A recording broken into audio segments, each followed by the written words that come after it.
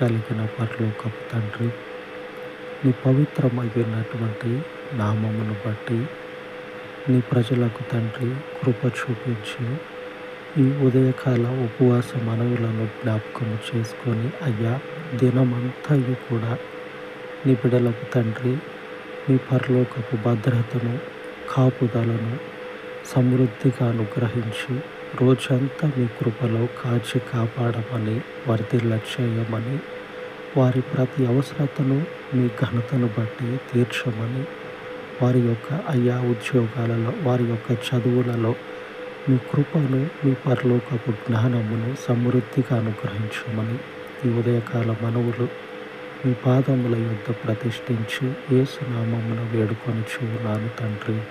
ఆమేన్, ఆమేన్.